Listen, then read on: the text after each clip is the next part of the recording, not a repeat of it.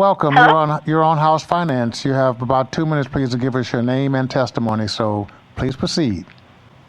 Thank you. My name is Eliza Cohen. I'm speaking tonight on behalf of Tortolot. We are a produce distributor based in Warwick, Rhode Island. We've been there for over 100 years and serving grocery stores across Rhode Island, both independent grocery stores as well as larger publicly owned chains. And I'm really here to speak tonight about the business response to this bill. We stand in strong support of this bill. And there's a lot of narrative around this discussion that this will be bad for business. And that argument is frankly disingenuous. This is an investment in Rhode Island grocers and the Rhode Island food industry. It is really important, especially in this moment where businesses are struggling to get back on their feet, given all of the challenges of this year, that we really remember what our grocery stores and what our food industry is here to provide to Rhode Islanders. We are here to provide food, and what we see in the grocery industry, even in normal times, let alone in the economic situation we're in now, is that our communities do not have enough money to purchase the food that they need. We serve many, many grocery stores that are sited in low-income neighborhoods, and what we see at the end of the month when people have run out of their SNAP benefits is that sales drop in fresh produce, and that means that families are not getting the healthy produce they need. And this is really an investment. The SNAP incentive is an important investment in our communities and in the businesses that are there to serve them. This would really mitigate any fears of border hopping to get cheaper soda elsewhere, because shoppers of all incomes have stronger businesses in their community, and shoppers who are using SNAP have a strong incentive to come to Rhode Island grocery stores to gain that SNAP incentive, to build the businesses in this state, and to be able to feed their families healthy food. This is really one of those amazing policy opportunities that is an investment in our communities and in our local businesses, and it has a very widely demonstrated public health impact. There are pilots of the SNAP incentive program across the country in a very wide variety of settings, and the impact is really significant, and the impact on businesses is really significant in terms of investing funds and increasing the purchasing power of their shoppers. This is an amazing opportunity for Rhode Island to lead the way and implement the first statewide SNAP incentive program, and really be a national model for what I think could be an important way that publicly we demonstrate and really stand behind our commitment to our grocery industry, to our local grocers, to our national chains that have chosen... Another 15 seconds, please. Thank you. Chosen to site their businesses here and employ Rhode Islanders. And as a Warwick-based employer of many Rhode Islanders, we really think that this is a positive investment in our state's economy and would go a long way to providing important public health impacts for the communities that we live in. Thank you. Thank you for your testimony. Stay safe. Thank you. You too.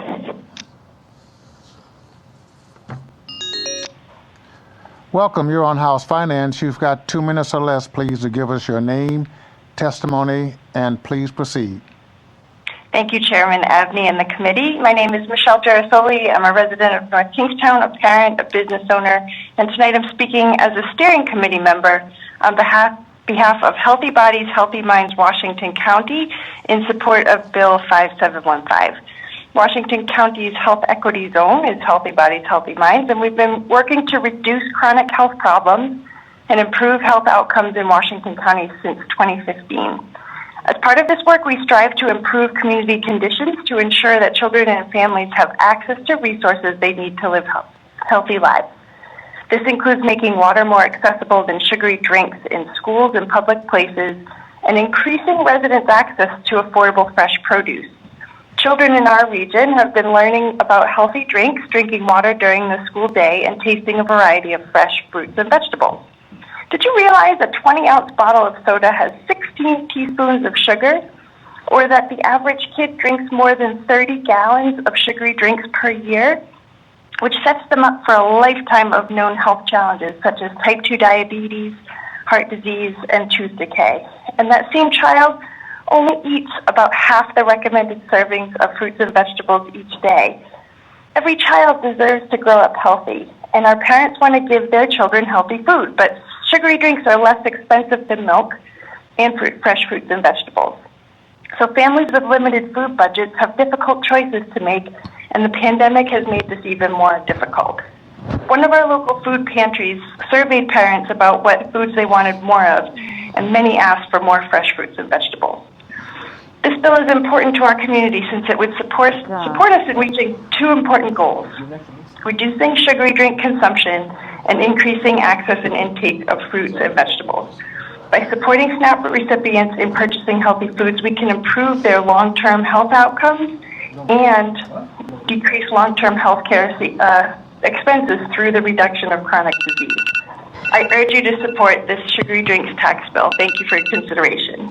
Thank you very much for your testimony this evening. Thank you.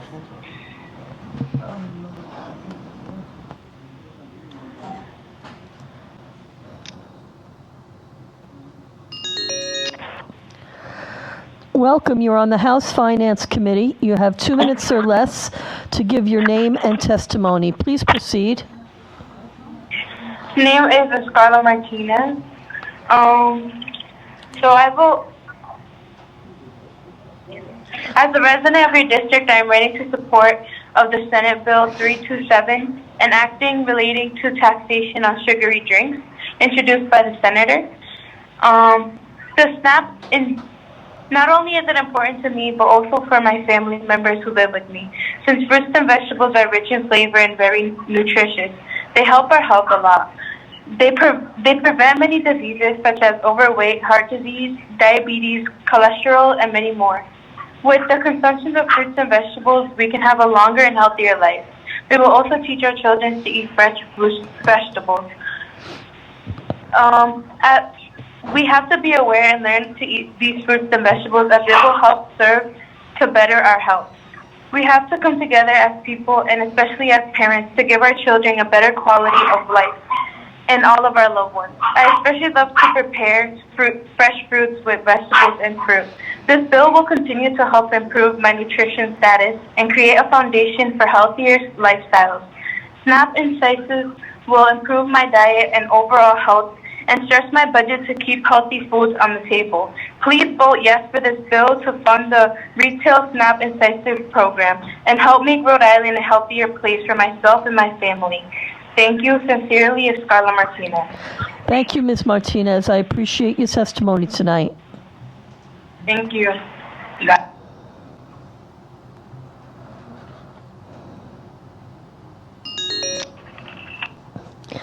Welcome. You're on the House Finance Committee. You have 2 minutes or less to give your name and testimony. Please proceed. Hi, this is Talia Rivera, and I'm here with my testimony. I am a mother of 2, and I have a toddler and a newborn. It's very important to me to have food stamps because it benefits my life and not just my life, my children. I'm a breastfeeding mom as well, so the fact that I have to take in a lot of calories, it's pretty hard when you are shopping on a budget of something that's supposed to last through a whole month, which it doesn't sometimes.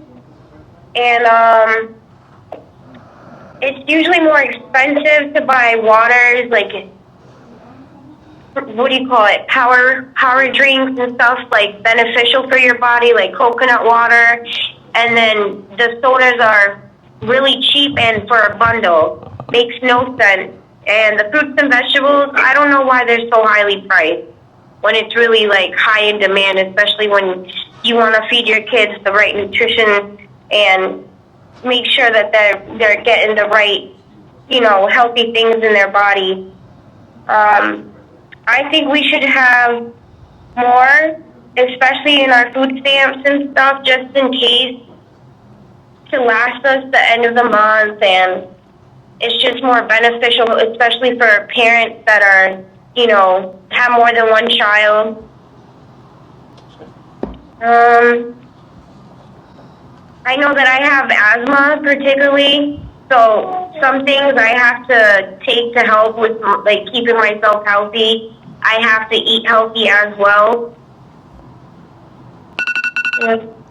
30 seconds. All right. Buying baby food as well is pretty expensive, especially when they want their little puffs or formula stuff that they drink. It takes a lot of money, like just for one can is $20, and that's right off your food stamps or even your cash from your food stamps. It's a lot. A baby is an expensive thing, especially with food stamps. Thank you for your testimony this evening, Ms. Riviera. Thank you. Thank you for listening. Absolutely. Thank you very much.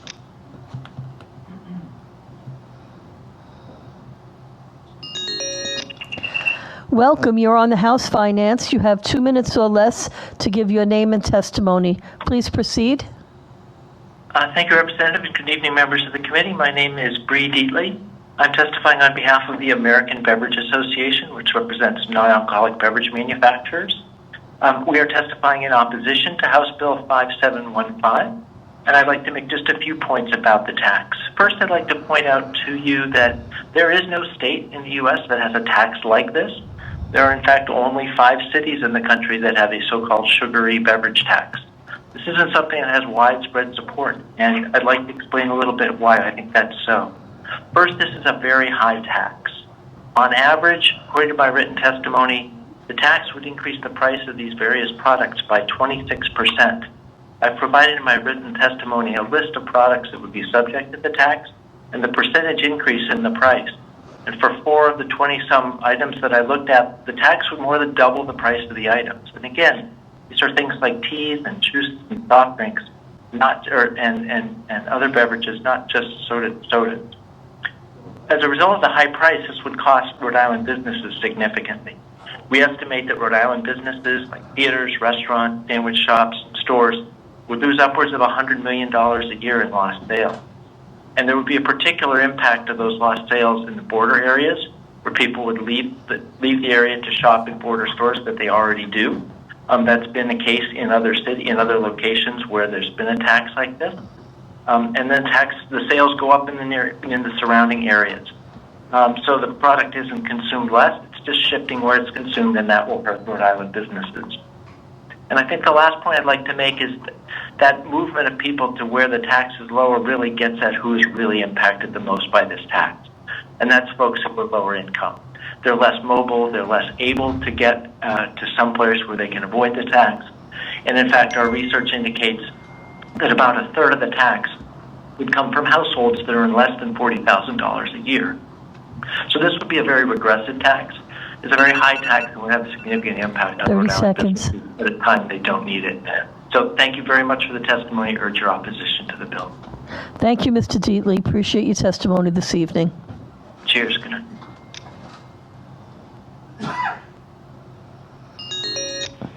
Welcome. You're on House Finance. You have 2 minutes or less to give your name and your testimony. Please proceed. Sure. Thank you very much, Chairman Abney and members of the committee. My name is Steve Gortmaker. I'm a professor at the Harvard Chan School of Public Health in Boston. And I'd like to discuss the science behind the sugary drink tax. I've studied the health effects of sugary drinks for the past 20 years. I co-authored the first study that documented how sugary drinks lead to increased obesity in youth. It's now well established that consumption of sugary drinks like these contribute to obesity and lead to chronic disease, including diabetes, cardiovascular disease, and cancer. Sugary drink taxes, like the one being proposed, have been found quite effective at reducing sales of sugary drinks in settings throughout the world. And our research team has calculated the cost effectiveness of such taxes in preventing cases of obesity, chronic disease, tooth decay, mortality, and in future healthcare cost savings. Our research has determined that sugary drink taxes are in fact cost savings, meaning they can be expected to save more in future healthcare costs than the tax will cost to implement. The bill proposed here will have even further progressive health benefits by increasing access to fruits and vegetables to low-income residents. We've evaluated taxes like this for many cities throughout the United States, and we've expected the tax will exert greater health effects on lower-income populations and thus should improve health equity. So thank you for hearing my perspective, and I urge your committee to support this bill. Based on the science, I believe the sugary drink tax will prevent many cases of obesity and chronic disease, improve health equity, and be a cost-saving investment for the state of Rhode Island. Thank you. Thank you, Dr. Gortmaker. Appreciate that.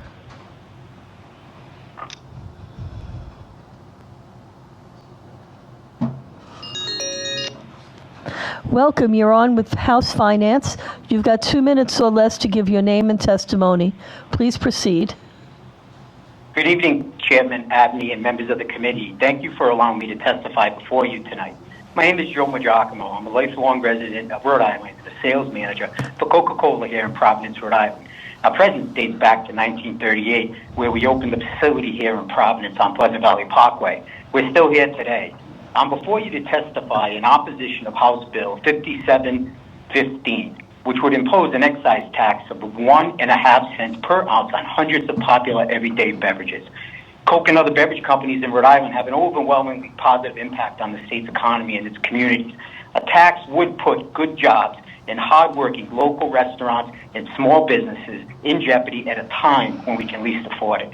Coca-Cola's facility in Providence, we employ 215 people with an annual payroll of about $16 million. These are good jobs with benefits and hardworking people and families. Our associates are your friends, neighbors, and constituents, and they support a wide variety of local organizations in our community. Because of the number of people testifying and being respectful of time, I will defer to my written testimony, but I want to highlight a few key points. This tax impacts many beverages as soft drinks, sports drinks, lemonades, enhanced waters, as other people have stated. The tax would increase everyday grocery items 82% or higher. It would make Rhode Island uncompetitive in its neighboring states and would drive consumers to shop elsewhere. 5 minutes to Seacock, 8 minutes to Attleboro.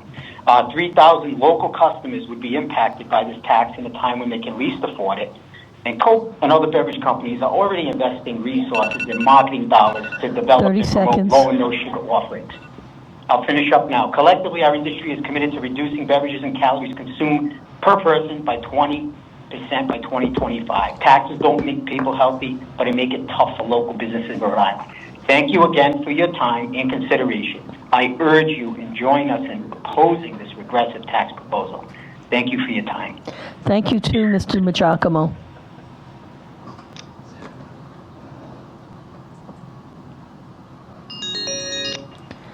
Welcome. You're on with House Finance. You have 2 minutes or less to give your name and testimony.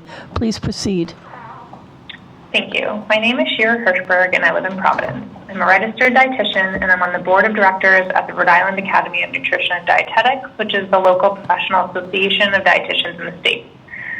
I support H5715 because this bill is a fantastic way to achieve two public health benefits at once, to both reduce sugary beverage consumption and to increase accessibility of fresh fruits and vegetables for low-income Rhode Islanders.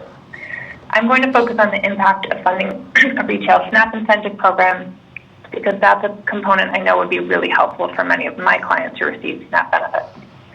I want to share a story of a client I worked with recently. This client lives in state-supported independent housing and is his first year preparing his own food.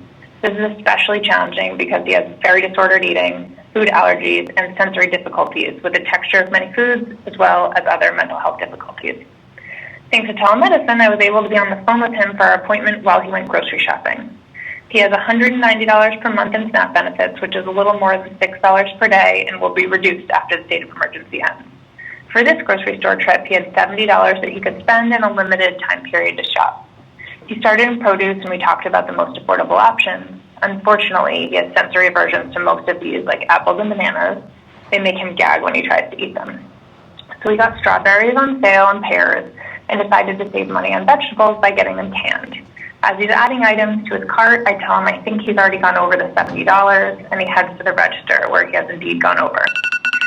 He has agoraphobia, so so I coached him through asking someone to help him return some items to make sure he can afford the total. He finishes and leaves, and I realized that he missed the canned foods because we decided he'd run out of money before he got to that part of the store. Having a 50% discount on fresh fruits and vegetables would have allowed him to get his 2 fruits as well as some fresh vegetables. Thank you all for your time and attention. Thank you too, Ms. Hirschberg.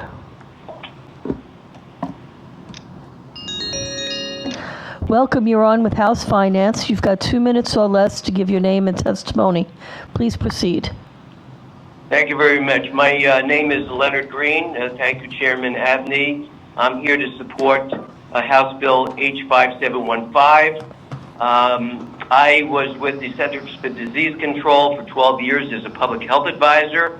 My charge was to advise and assist the states and cities relative to their disease intervention programs, including diabetes. The rest of my 45-year career was with the state of Rhode Island Health Department, retiring in 2016 as your Deputy Director of Health. It is widely accepted fact that the consumption of sugary beverages is associated with the epidemic of obesity in this country, and our state is no exception. The Centers for Disease Control states that sugar-sweetened beverages or sugary drinks are the leading sources of added sugars in the American diet. Frequently drinking sugar-sweetened beverages is associated with, as has been stated before, weight gain, obesity, type 2 diabetes, heart disease, kidney disease, tooth decay, and non-alcoholic liver disease. The cost in human suffering and consumption of public resources to combat these issues is well documented. There is a parallel public health scourge that we as a society took many years to demonstrate, and that was tobacco use. It took many years to demonstrate to concerned businesses, specifically the restaurant industry, that smoking prohibition would not adversely affect their bottom line. 30 seconds. In fact, most saw increases in their business. Society, as it most does, adapts and evolves. I just want to also say this bill has the provision of a restricted receipt account, which is a wonderful way of keeping the resources where they need to be and going directly to the program. Thank you very much for your time, and I hope we are successful with this bill. Thank you very much for your testimony, Mr. Green. You take care. You too. Welcome, you're on with House Finance. You have 2 minutes or less to give your name and testimony. Please proceed. Good evening, members of the House. My name is Germán Velasco. I'm a physician and board-certified endocrinologist. I'm a Hispanic resident of Barrington, Rhode Island, and would like to voice my support for the House Bill 5715, which would provide SNAP incentives that are funded by Sugary Drink Tax. As a clinician, I encounter patients with diabetes on a daily basis and see at first hand the impact that sugary drinks can have on their diabetes. When patients abstain from sugary drinks, you can immediately see improvement on their blood sugars, which then translates into overall improvement of their health and allows them to cut down on their diabetes medication, insulin doses, and ultimately lessen the burden of our health system. Access to healthier foods is key in order to decrease the incidence of obesity and diabetes. I think that by promoting consumption of healthy fruits and vegetables and reducing consumption of sugary drinks, this bill will go a long way to advance the health and well-being of Rhode Islanders, particularly vulnerable children. So therefore, dear members of the House, today you are given with an opportunity to make a significant impact in public health and decrease the pandemic of obesity and diabetes that is affecting our communities, especially our children. After your vote of support for this bill, you can look into the eyes of your children and grandchildren and say,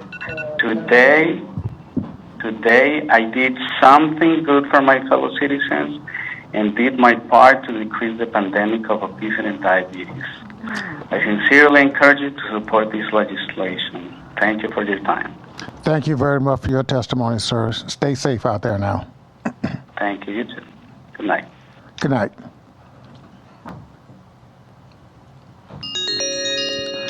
Welcome. You're on House Finance. You have 2 minutes or less, please, to give us your name and testimony, so please proceed. Good evening, Chairman Abney and members of the committee.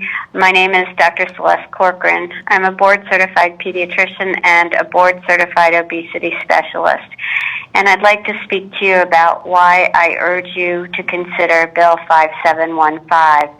I'd like to talk to you a little bit about the children I care for at Hasbro Children's Hospital. I direct the health clinic, which evaluates and treats children who are struggling with their weight. And on a given day, I can see a 3-year-old who's already suffering from obesity.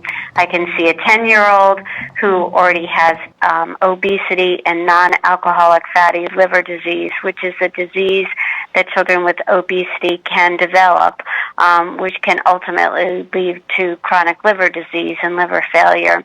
I can also see a 16-year-old who has type 2 diabetes and is suffering from obesity. And what these children have in common is that they are suffering from a chronic disease that has a complex etiology and has serious consequences. They are also often the victims of teasing and victimization by their peers, by their siblings, and even by their parents.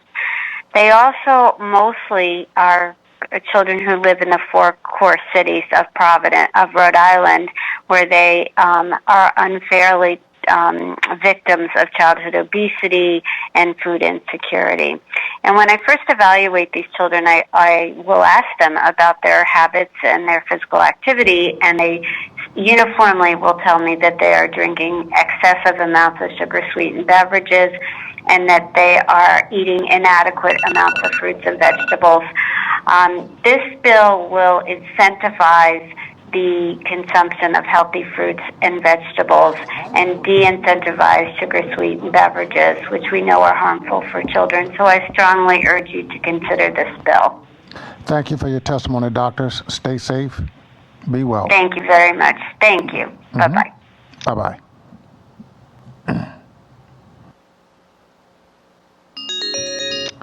Welcome. You're on House Finance. You have 2 minutes or less to give your name and testimony, so please proceed. Hi, my name is Dominique Brown. What I wrote was, it would be very helpful for me to have more money added to my WIC for fruits and vegetables, because buying healthy food for me and my 2 children gets very expensive. My son is 7 years old and is going through a growing spurt, so he eats a lot more than usual. It gets tempting to buy the junk food because that seems to be where all the sales are, but I try not to because I try to be a healthy eater, and I want my kids to also be healthy eaters. We make a lot of smoothies since that seems to be the only way to sneak in veggies, especially for my 4-year-old, since I mix in the fruit so it hides the taste. High blood pressure and diabetes also runs in my family on both sides. So it's very important to me to teach my kids to eat healthy because I don't want that to be their reality. So eating healthy lowers the risk of them having those illnesses as a young adult, which has happened to me. Anything that helps provide a healthy life for my children is greatly appreciated because it's very hard to maintain a household as a single mother. And that's it. Well, thank you. That was good testimony. We appreciate it. Take care of yourself and stay safe out there. Thank you. You too.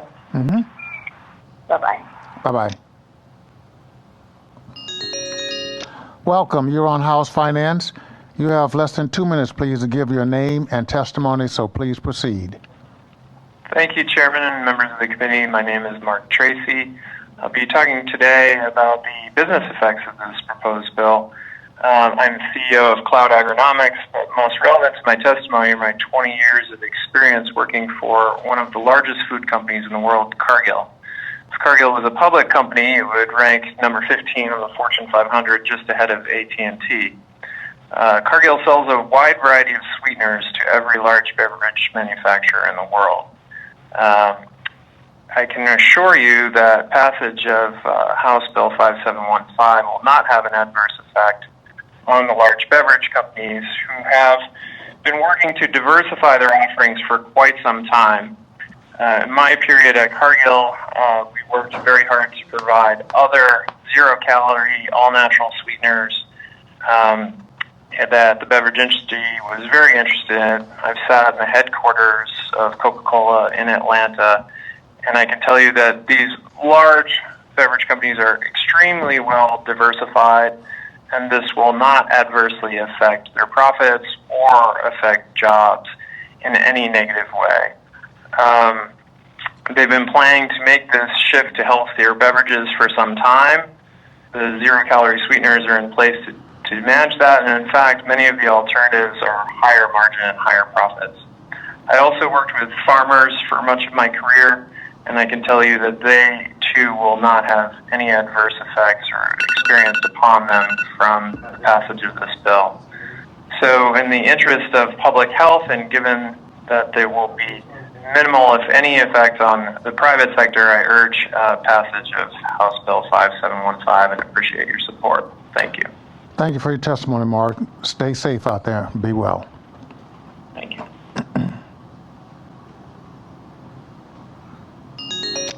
Welcome.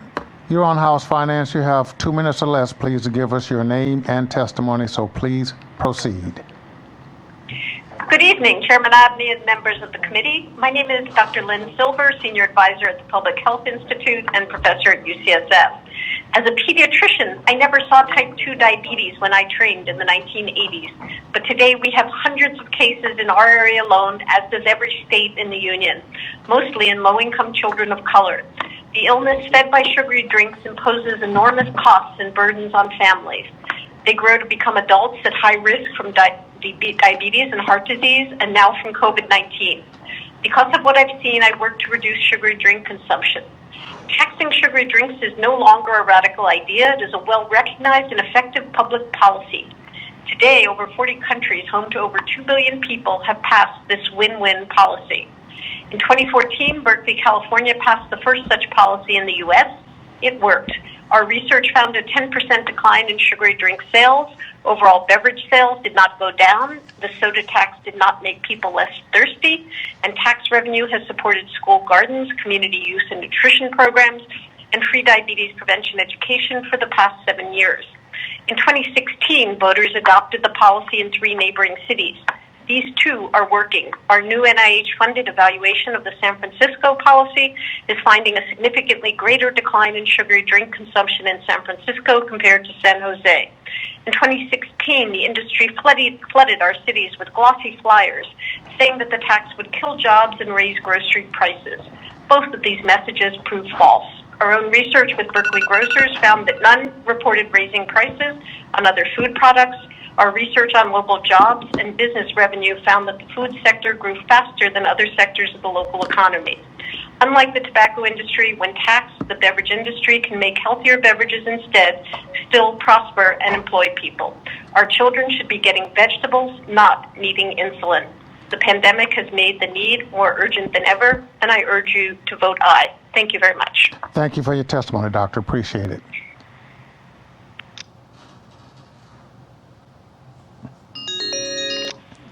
Welcome. You're on House Finance. You have about 2 minutes, please, or less, to give your name and testimony, so please proceed. Hello, and good evening. My name is Dr. Michelle Forcier. I'm a pediatrician and a mom in Rhode Island. I just had the pleasure of 9 13-year-old girls running around and hanging out in my house today, and I want all children to have healthy options for food and nutrition.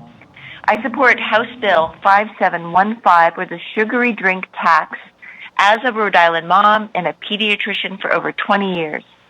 Sugary drinks are associated with diabetes, have no nutritional value, and disproportionately affect disadvantaged patients and communities.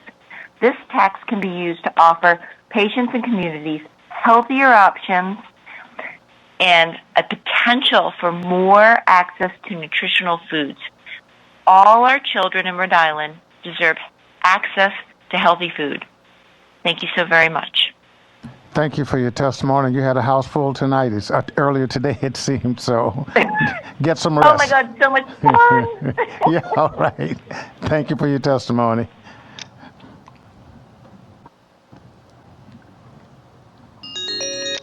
Welcome. You're on House Finance. You have about 2 minutes or less, please, to give your name, testimony, so please proceed.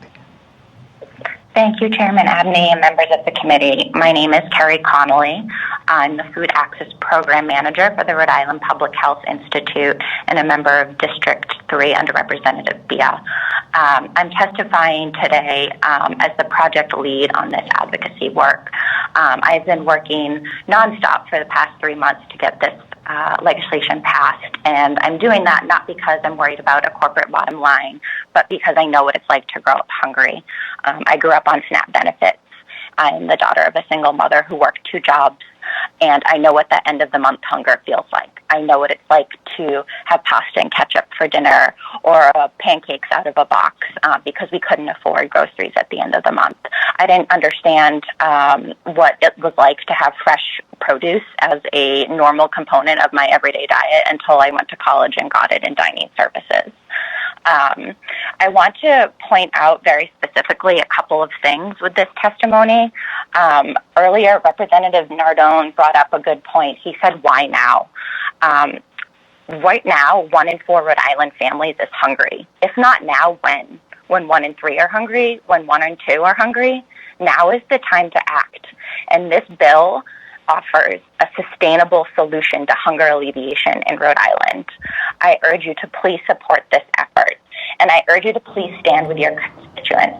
For example, Representative Nardone represents District 28, zip code 02905, 02907, 02910, 02920, with almost 14,000 SNAP recipients in that area. We also want to talk about restaurants. Restaurants having 90% markup on their soda. So right now, they're not going to feel the effects the way that the Another beverage 30 industry seconds, says that they please. will. Absolutely. And right now, everybody is dying to eat out. So the markup will prevent restaurants from feeling the effects. And the science does not support cross-border shopping or job loss. There is no science to back it up. Tonight, I heard that there was going to be an 82% markup. Then I heard there was going to be a 26% markup. The numbers just don't add up on the opposition. So I ask you to please stand with science. Please stand with the facts and support House Bill 5715. Thank you. Thank you for your testimony, and stay safe out there. Thank you.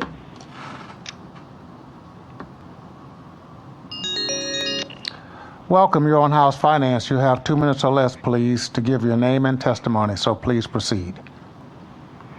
Good evening, Chairman Abney and members of the committee. My name is Jessica Salter. I am the Chief Philanthropy Officer for Amos House, and I am here to speak on behalf of Amos House for our support of House Bill 5715.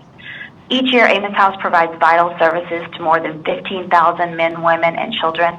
For most of the individuals we serve, the first point of entry is our services is via our soup kitchen because they are food insecure. As the state's largest soup kitchen, we know that food insecurity is still a very real issue here in Rhode Island. The 150,000 meals we serve each year is quantifiable proof of that. During these most recent challenging times, more people than ever before find themselves in need of supplemental food for themselves and their families. In addition to our regular soup kitchen meal service, over the past year we've added additional non-prepared food distribution to our programming, and the most welcome products that we distribute are produce. We hear from our guests consistently that on their tight budgets, fresh produce is often prohibitively expensive on their meager benefits. For many, our soup kitchen may be the starting point for access to our services, but this soup kitchen program, no matter how vital, is not the solution to addressing widespread hunger in the state. For this reason, one of the first actions that we take with guests is to ensure that they are enrolled in any benefits for which they may qualify, most importantly, SNAP. Despite the support that SNAP benefits offer, the average family still needs additional food support in order to meet their nutritional needs. Amos House offers our full support of House Bill 5715 because we believe that increased access to fresh fruit and vegetables can make a real difference to our neighbors in need. Reliable access to healthy food, healthy fruit and vegetables for individuals across the state is vital to success in so many areas. Healthy food increases success and focus in the workplace, school, and job training settings. We enthusiastically support this bill, and we look forward to the impact that the revenue can make on thousands of families across Rhode Island living in poverty. Thank you so much for hearing our words tonight, and we urge you to vote in support of this. Thank you for your testimony. It's important to us, so please stay safe. I just want to keep us abreast of where we are. We've gone through almost another 40 calls, but we still have almost 200 more to go. So, as I said before, we are in session tonight until about 10:30. If we don't make that, the next number of people, we will still have another session where we will, start where we left off. Every telephone call is logged in when we get it, so we're not skipping about. We're going down exactly like you called in. So again, thank you for your help in keeping us on track and letting everybody else get a chance to testify. But we're going to be going until about 10:30 unless we can get 200 done between that time. And I don't think so, but I will keep you informed about every 15 or 20 minutes. That's exactly where we are. Next caller, please.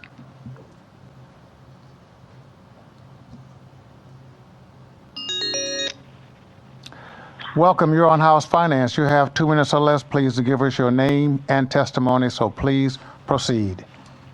Okay, hello, my name is Tammy Brown, and I'm on the board of directors for the Woman Project. As we've seen during this pandemic, people of color face more risks and bigger gaps when it comes to health care. The story is no different when it comes to abortion care. The policies that we have in place in Rhode Island that take away health coverage for abortion for state employees and for people who use Medicaid cause harm and further exacerbate health disparities. That's why I'm here to strongly support H5787, which gets rid of these bans. Women of color are overrepresented in low-wage jobs and are more likely to use the state Medicaid program to get their health care. This means the state ban on Medicaid coverage for abortion falls hardest on women of color and takes away our right to make our own health decisions. We are standing by as a policy tells state employees and low-income Rhode Islanders that if you have money, you have the right to abortion. If you don't and can't pay for it out of pocket, then your right isn't real. Everyone deserves to have accessible, effective health care, including abortion care. As we grapple with huge questions around racial and health equity, this is a step we can take. Our state law treats the right to abortion according to two different standards, whether you can afford to pay for your rights or not. And that is not equality, and that is not okay. Repealing these restrictions will not by itself ensure full equality for poor women and women of color, but doing so is a necessary precondition. Anyone who cares about fighting racism and poverty must realize that attacks on abortion, and especially abortion coverage, are first and foremost attacks on poor women and women of color. I'm just about to wrap up, but I would also like to note that voters made it clear that they wanted to pass the Reproductive Privacy Act in 2019. They wanted to see the right to abortion protected, and they respect allowing every person to make their own decision. And when we take away health coverage, we don't respect that right. And I also want to note that this bill has strong support in both chambers, and it needs to be passed this year. Also, there's well over a dozen local and national organizations who express strong support for this bill, including Sister Song, Calore, the Rhode Island Academy of Family Physicians, the National Women's Law Center, the Center for Reproductive Rights, Black Lives Matter PAC RI, Rhode Island Now. So I urge you to please support H5787. Please vote yes on this important bill. And I also really quickly want to express support for H6075. Thank you. You're welcome. Welcome. You're on House Finance. You have about 2 minutes or less to give us your name and testimony, so please proceed. Absolutely. Thank you so much. My name is Jacqueline Goldman, and I'm here in support of H 5628, 5449, and 6046. So the Medicare for All bills and the MCO audit and removal bills. I could give a healthcare story about the healthcare horrors that I've experienced, and I'm sure that you'll hear those. I'm sure that you've experienced those. But ultimately, this is a finance committee hearing, which means that we got to get down to brass tacks. We know that our healthcare system does not work. It does not work for patients. It does not work for providers. All it does is work for these private companies. Now, people have talked about how Connecticut deprivatized Medicaid and that saved the state a ton of money. And that is what we could do through the audit and deprivatization. And then when it comes to Medicare for All, this will save individuals and this will save everyone lots of finances. If we care about what's just, and what will give people the most access to a critical resource, which is healthcare, we must pass this legislation. We've now seen this pandemic that has wrecked and caused so much devastation to individuals, families, communities, etc., and we cannot stand by. If we continue to not act on healthcare and allow these companies to profit off of our suffering, we are doing something that is unconscionable. We need to move this legislation forward. We need to get it out of committee. We need to make sure that every single Rhode Islander, regardless of their income, their financial, their job, their partners, have access to health care. And that's all that I'm going to say. Thank you so much. Thank you very much for your testimony. We appreciate it. Stay safe, please. Thank you so much. You as well.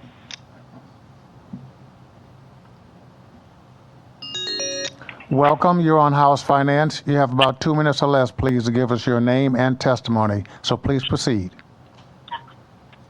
Thank you. Hi, good evening, committee members. My name is Miguel Sanchez. I'm here as a Providence resident and as someone who has helped many low-income Rhode Islanders get health coverage. To testify in support of House Bill 5628, I also support House Bills 6046, 5449, and 6078. First, I'd like to thank all of the sponsors on these important pieces of legislation. As someone who worked with HealthSource RI, which is the marketplace for the Affordable Care Act, also known as Obamacare, I would like to state that it is a very broken system that does not truly help all Rhode Islanders. I used to leave my job every day a little heartbroken because I wasn't able to provide affordable health coverage and sometimes no health coverage at all to folks that I spoke with throughout the day. These are very challenging conversations to have right now while so many people are suffering during this crisis that COVID-19 has caused us. For an example, a 27-year-old that makes about $28,000 a year only has two options for health coverage that are below $100 a month premium here in Rhode Island, which at first it doesn't sound too bad, but then you realize that those plans have deductibles of over $6,000 each, which is outrageous for one person. Another example of this broken system is that I had a parent call the other day that was trying to get health coverage for her 7-year-old daughter. I was not able to start an application for them because no one in the family had a social security number. These are the types of upsetting conversations that would be prevented if Medicare for All here in Rhode Island was possible. How much money you have in your bank account or your immigration status should not determine if you have health coverage or not. Healthcare is a human right, and we need to start passing legislation that reflects that. Thank you for your time, committee members. Thank you for your time, sir. We really appreciate your testimony. Stay safe.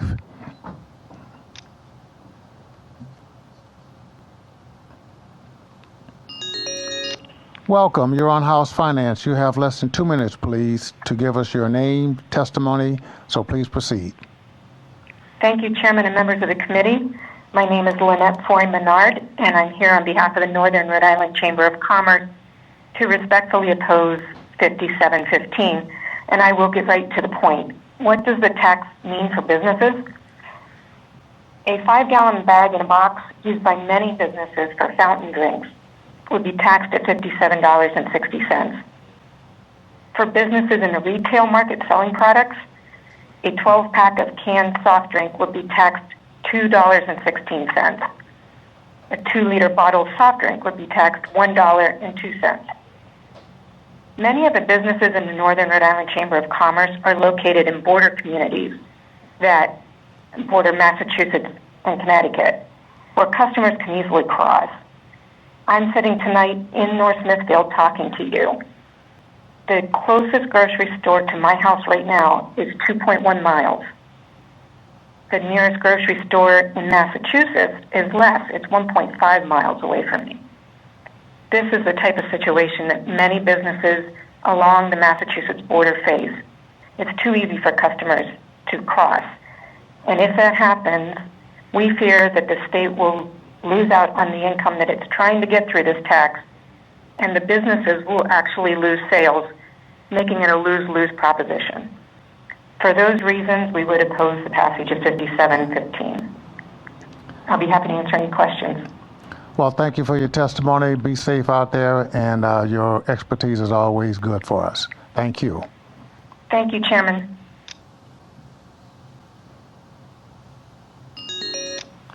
Welcome. You're on House Finance. You have 2 minutes or less, please, to give your name, testimony, so please proceed. Well, good evening, Chairman Abney, members of the committee. It's a pleasure to join you even from afar.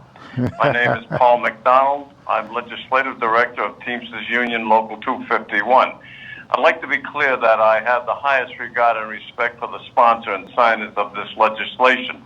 However, we are opposed to House Bill 5715 for many good reasons. Amongst those reasons is the fact that it is another job-killing bill. I watched the hearings on the state Twin River contract the other night, and I saw how passionate many of you were on saving and protecting the jobs. By the way, congratulations on getting it done. Thank you for that. Trying to tax people into good health is not the way to go, in our opinion. If the real prize is good health for SNAP benefit folks, put sugar drinks on the cannot be purchased list of the SNAP program. SNAP benefits can't be used for a variety of items. Amongst them is alcohol, beverages, and tobacco. Those who have ample resources will still buy the 12-pack of Pepsi, and this bill puts our Pepsi plant in Cranston, where we bottle and ship, in jeopardy. Really concerning to the Teamsters who work there. This legislation, well-intentioned, hurts the working class, and it is not improving their economic health. By the way, this is not just a Teamster issue. We don't tip anybody upside down to see if they got a union card. It hurts all workers. This is not the time to add taxes on Rhode Islanders who are struggling. This bill can put another $400 on the SNAP program if they start closing our plants. With respect to the committee, thank you for your time, Mr. Chairman. I'm always happy to answer questions.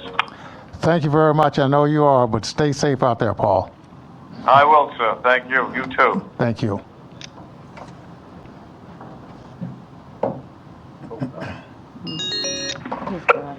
Welcome. You're on House Finance. You have less than 2 minutes, please, to give your name, testimony, so please proceed. Of course. Thank you very much. Hi, everyone. My name is Alan McLeod.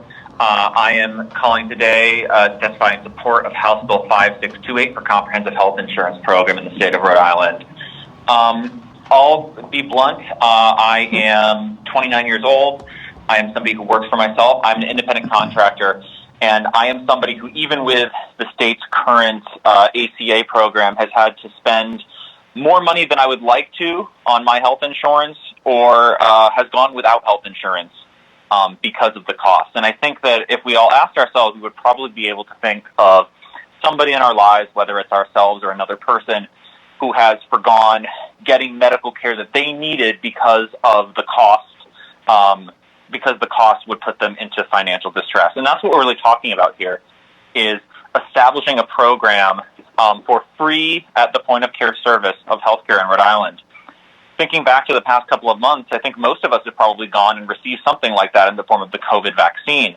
And there doesn't seem to be a question of how necessary it was to provide that for free for the safety of the people of the state and the safety of the country. And I would argue that other types of healthcare are no more or less life-saving than COVID shots. And yet we seem to delineate those. Is it any more or less life-saving to go and get blood work done if it might detect a fatal condition? Is it any more or less life-saving to go for an annual checkup because if it's going to catch something? I will wrap up. I'm really surprised that was 2 minutes long. My point is we seem to be creating an arbitrary distinction between what is life-saving and what is not. Okay with it when it's for COVID and not okay with it when it's for people who need holistic health care to stay alive. So I would strongly urge you to support this bill to provide care to everyone in the state. Thank you very much. Yeah, thank you for your testimony, Alan. I appreciate it very much, sir. Okay. Bye.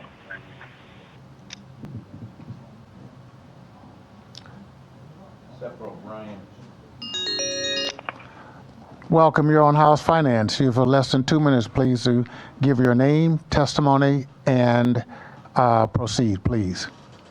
Thank you so much. I really appreciate this opportunity to speak in behalf of Bill 5628. My name is Anita Keston, and I have an MPH degree and an MD degree from Brown University. And I'm specifically here to speak about why the public option cannot work and single payer can. Our current system of paying for health care is needlessly complex, confusing, wasteful, administered by private for-profit companies, not universal, and onerous for everybody involved. The public option might seem like an attractive middle ground fix for our broken system of paying for health care. However, it leaves in place most of our current problems. Single payer gets rid of expensive middlemen and health insurance companies, but leaves our current healthcare providers in place, however, with more freedom to deliver care.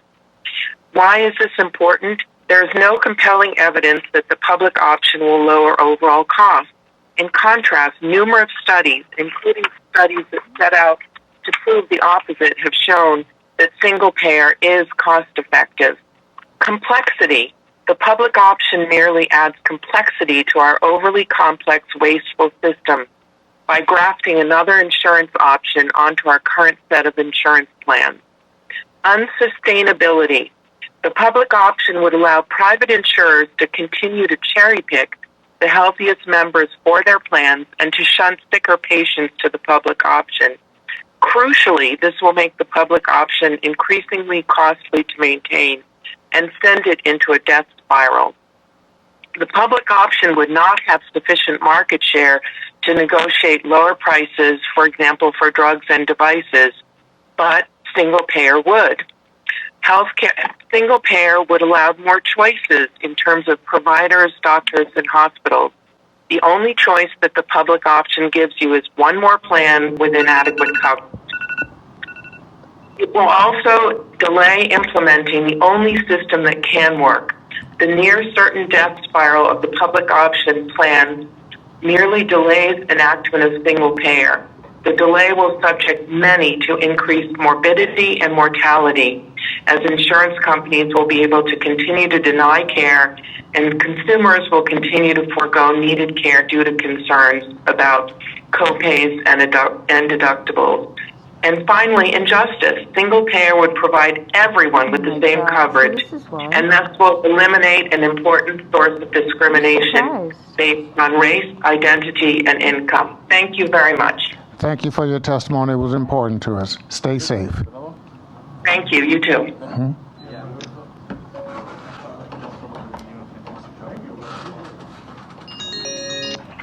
Welcome. You're on House Finance. You have 2 minutes or less. Please give us your name and testimony. Please proceed. So this is for House 5787, House Bill against. Am I talking about the right bill? Let me know. I'm not sure, man. Which bill? Against taxpayer funding of abortions. Is this the bill you're hearing right now? Yes, it is. Okay. It's one of a number of bills, but please, you have 2 minutes. Kathleen Lilla, okay, is my name. So, surely you can think of a better way to use our tax dollars than to kill babies.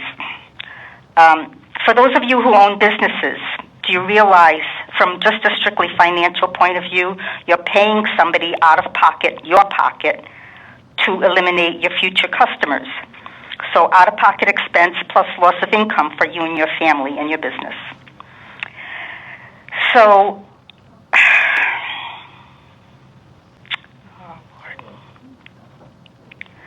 evil. Abortion is right from hell. You align yourself with abortion, you're putting yourself in hell. You don't believe in hell? As one Catholic saint said, you'll believe it when you get there. And there's no way out. You can change now while you're still here. You can't change then. And some people will say, you'll suffer then what the evil you cause on earth. So one of the abortion procedures, the arms and the legs of the baby are twisted off one at a time. Pain-capable baby. You ought to try that. Pay someone to twist off each one of your arms and legs one at a time without anesthesia. You people have to wake up. There are agencies that are helping both mother and baby. Use our tax dollars to help them, support them. Our money is supposed to go to help humanity, not destroy humanity. So open your minds and your hearts, both. This hard-heartedness is not only destroying our society, it's destroying yourselves. I really pray you change. Well, thank you for your testimony. I know it was heartfelt, and we appreciate that. Have a good evening and stay safe, please. Yeah, you too. Bye. Bye-bye. Didn't seem very sincere. Welcome, you're on House Finance. You have 2 minutes or less, please, to give your name and testimony, so please proceed. Thank you. Dear members of the House Finance Committee, thank you for the opportunity to offer testimony in support of HB 5787. My name is Fabiola Carrion, and I'm a senior attorney at the National Health Law Program, known as NHealth. For more than 50 years, NHealth has advocated for Medicaid access and litigated the most important Medicaid cases when states denied Medicaid services to beneficiaries. We believe that all individuals are entitled to comprehensive and quality reproductive health care delivered with dignity and where cost is never a barrier. We believe that abortion is health care and that health care is a human right.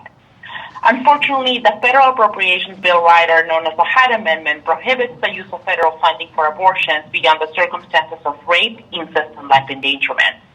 The Hyde Amendment is a de facto ban on abortion services for people who receive Medicaid, and it punishes people of color who are disproportionately represented in the Medicaid population. However, 16 states have used their own funding to cover abortions. We are thrilled that Rhode Island could become the 17th state to do right by everyone capable of carrying a pregnancy. Without abortion coverage, pregnant people with low incomes are forced to choose between saving for an abortion by foregoing rent, utilities, groceries, prescriptions, and other necessities. Moreover, accessing abortion often involves additional costs like lost wages, childcare, travel expenses, and overnight stays. Studies have shown that denying coverage for and, in effect, access to abortion exacerbates health inequities for pregnant people and their families. The same studies show that not covering abortion harms the economic security of those who are unable to secure abortions, who are disproportionately more likely to experience long-term poverty than those able to obtain abortion. We urge you to pass HB 5787. Medicare beneficiaries should not have to face additional hurdles to access health care not experienced by those with private insurance. Thank you. Thank you for your testimony. Stay safe out there, please.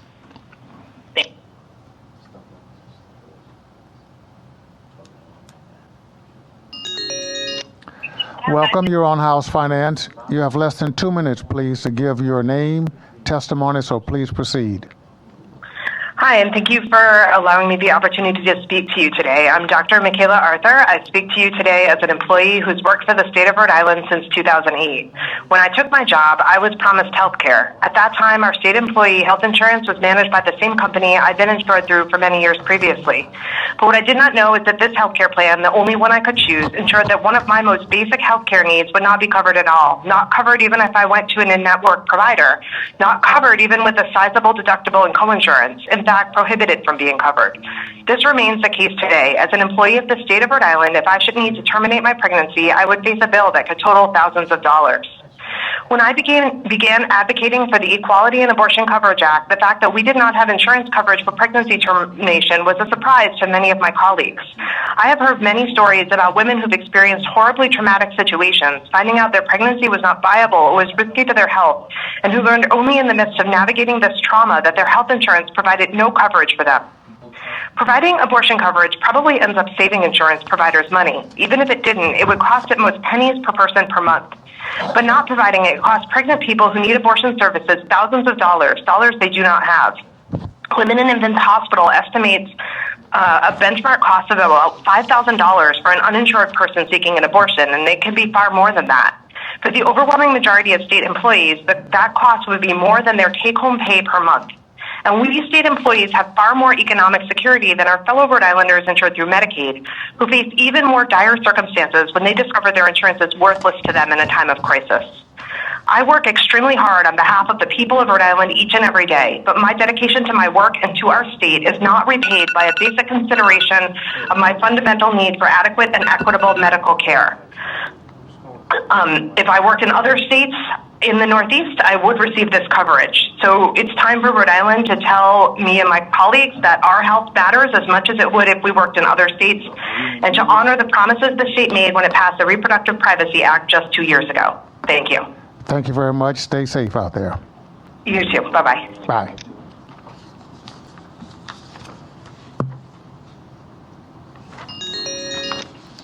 Welcome. You're on House Finance. You've got 2 minutes or less, please, to give us your name, testimony, so please proceed. Good evening. Bill McKenna on the abortion funding bill.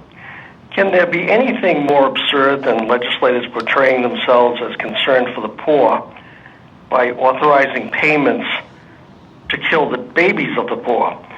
The constitutional right to exterminate a preborn baby is a legal fiction made up by an activist court in Rome. But even if it were a real constitutional right, it does not follow that the exercise of that right should be publicly subsidized.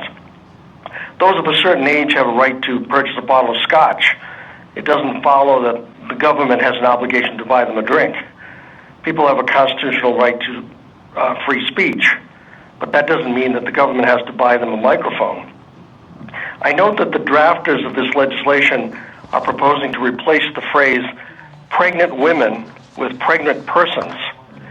I don't think this legislation will affect too many pregnant males now or in the future, but the idea that they would want to use taxpayer dollars to subsidize such a thing, even if only in theory, seems rather flaky.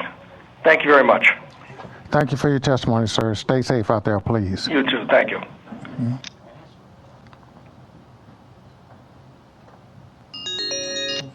Welcome. You're on House Finance. You have 2 minutes or less, please, to give your name, your testimony, so please proceed. Hello there. My name is Farrah Sassa. I'm a resident of Johnston, Rhode Island. I'm also a third-year medical student at Quinnipiac University's Frank H. Netter School of Medicine.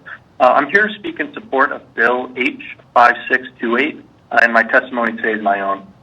So prior to medical school, I worked as an EMT and volunteer firefighter serving my community as a member of the North Situate Fire Department. And upon my completion of medical training, I hope to return to Rhode Island to once again serve my community as a physician. And so working in emergency medicine, I know that illness can strike at any time, and it has no consideration, especially for a patient's current financial situation. Even a routine trip to the hospital can leave a patient in thousands of dollars of debt.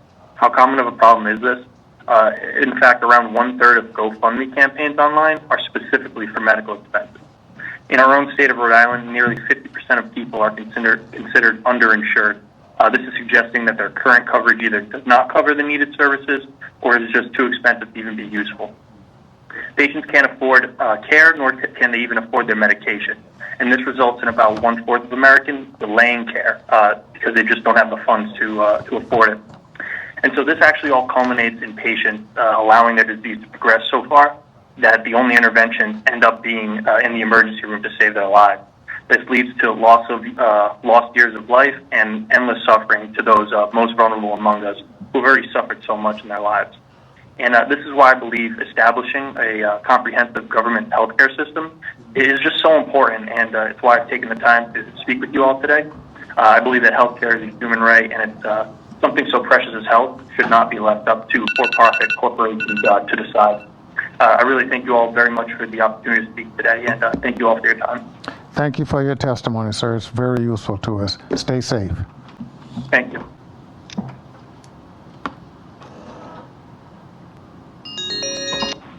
Welcome. You are on House Finance. You have 2 minutes or less. Please give us your name, your testimony. Please proceed. Thank you so much. Hey, my name is Enrique Sanchez. I am here representing the BLM RI-PAC and Providence Democratic Socialists of America. I am here in support of House Bill 5628 that would guarantee and provide universal health care, single-payer health care to all Rhode Island residents here in the state. I would like to thank our Representative David Morales and our other representatives for introducing this very important bill that would not only benefit residents in the city, but in Providence, but across the state of Rhode Island. I'm here to give a testimony on behalf of the undocumented community. A lot of folks in Providence and across the state do not have any health care coverage. Folks cannot afford to pay, high expenses at hospitals. Folks are left out of the picture, and this pandemic has brought nothing but destruction and a bad experience, very terrible experience to a lot of our Guatemalan community members, a lot of our Mexican American community members, Dominican community members, Haitian community members, Cape Verdean community members, and Salvadoran community members, and all Latin American and African and Middle Eastern and Asian community members who are here in this state undocumented. We are here representing those voices who do not have the privilege or do not have the means to, or excuse me, don't have the accessibility to be here testifying for their health care coverage or for a support on their behalf. And I'm here, myself being a Latino, Latinx, Mexican American person, trying to pursue, trying to support, those folks who don't have the health care coverage that they need. So folks, please, let's think about others for once. Let's forget about, our individualistic mindset. It's just me, this, that. Another 30 seconds, please. Let's think about the marginalized, the oppressed. Let's think about the people who don't have the opportunity to speak English at the doctor or at therapy or at the clinic. There are thousands of Rhode Islanders here who need the opportunity to get health coverage one way or the other. Let's have for some reason we have money to give tax exemptions to LaSalle. We have money to give money to our Pentagon to invest in more foreign wars. Enrique, thank you for your testimony, sir, but you're out of time. We have money to give the wealthy.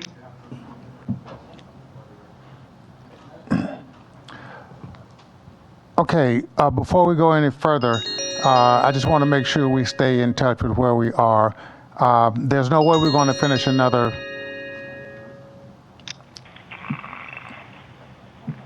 There's no way we're going to finish it. What was that? Okay. I just want to make sure that you know where we are at this point. And there's no way we're going to finish another 150 people before tonight is over. But we are going to go until 10:30, like I said. But about every half an hour, and then about every 15 minutes, I'll let you know where we are. Now, we are calling people's names according to when they called in. So I'm going right down the list. We're not skipping over or under anyone. But you'll know within the next 45 minutes or so where we are. But it is doubtful that we're going to get another 150, 60 people before 10:30. 10:30. So I just wanted to make sure you're there. Okay. All right, sir. Okay, you're on House Finance. You have about 2 minutes or less, please, to give us your name and testimony. So please proceed. Now? Yes. Sure. Okay. What do you want me to say? I'm just against the bill for more abortions. Oh, okay. That what you said exactly what you should say, sir. Okay, fine. Okay. Thank you for your testimony. Appreciate it. All right. Thank you. Stay safe. Okay, you too.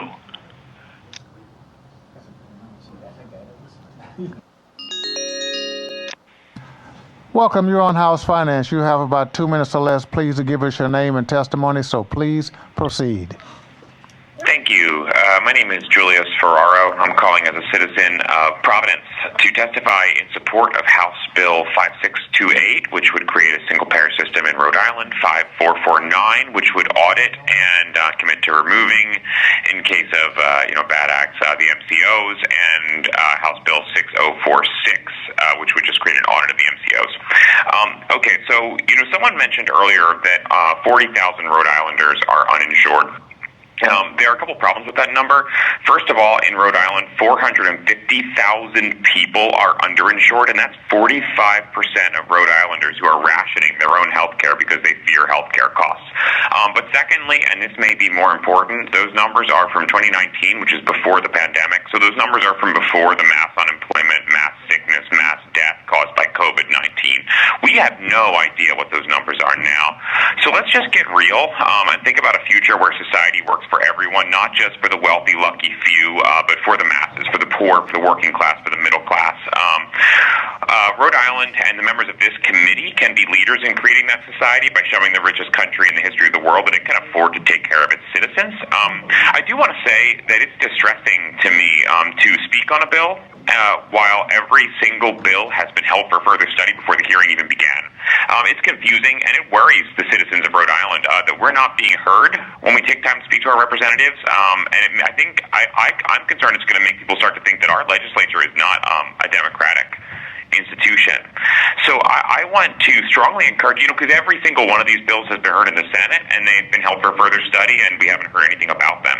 So I want to strongly encourage the members of this committee to reconsider and to vote in favor of passing all three of these bills, and in doing so to vote in favor of their constituents and the people of Rhode Island. Thank you, and I'm happy to take questions. Okay, thank you very much, sir. We appreciate that. Thank you.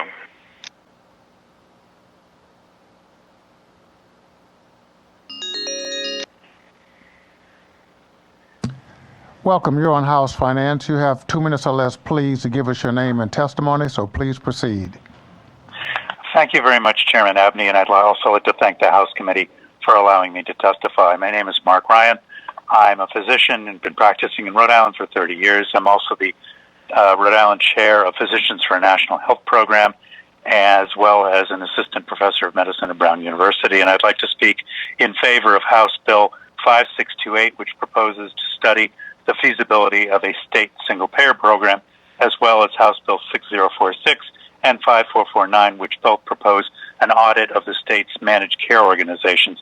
I'd like to speak mainly about the single-payer, but as far as the audit bills are concerned, first of all, it should be fairly evident that a responsible government does audit its contractors, and the fact that we awarded or increased the role of private insurance companies in our Medicaid program back in 2016, 1 year after the state had discovered that we were being grossly overcharged, and have not really audited that significantly since then, strikes me as a little odd. The other issue that strikes me as peculiar is that private health insurance companies generally have a internal overhead of anywhere from 17 to 35%, as opposed to the federal government Medicare program, which is a 3% overhead. So how we expect a group of financial institutions, private insurance industries, which are far less efficient, to do a better job than the government in running our Medicaid program is a little mysterious. It's important that these bills be considered now, since we are about to renew the contracts for these managed care organizations. As has been mentioned by other people testifying tonight, Connecticut, about 10 years ago, did a similar audit, found it was being grossly overcharged, took over the reins of its own Medicaid program, and has been saving a great deal of money since. As far as the state single-payer program, this is something that I think, whether we want it or not, we're going to wind up having to deal with. The Affordable Care Act helped to extend coverage to people, but it hasn't solved this problem of lack of access. And I will tell you, as a physician, every day I'm seeing people who are unable to get care because of the excessive copays, deductibles that they are facing, even in insurance plans that are offered under the Affordable Care Act. Every study that has looked at this has shown that private insurance company healthcare systems are unfeasible in the long run. A single-payer system is feasible, and even as great as conservative as Charles Krauthammer several years ago said it was inevitable that the United States would eventually wind up in a single-payer national health insurance program. He predicted by 2025, which is the year where the Congressional Budget Office tells us the average health insurance policy will equal half of every person's income. I urge you strongly to consider these bills, to bring them to the floor for a vote. Thank you very much. Thank you very much, Doctor. Have a great day out there and stay safe. You too. Yep, okay.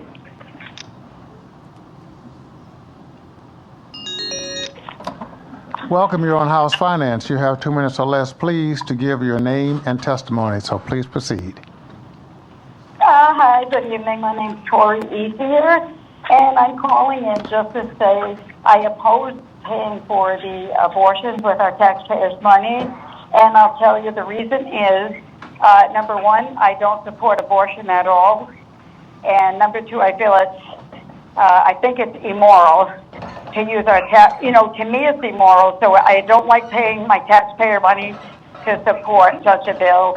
Not my faith or anything else. I've been a nurse for almost 40 years, and I just implore you, I won't get graphic, but I just implore you before you consider passing this bill that you take a look at the inside of an abortion tank to see what happens to these unborn children. Scientifically, we believe that a unborn baby is like a patient dependent on its mother for life, as a human and outside a womb would be on a ventilator for life support, and I don't agree.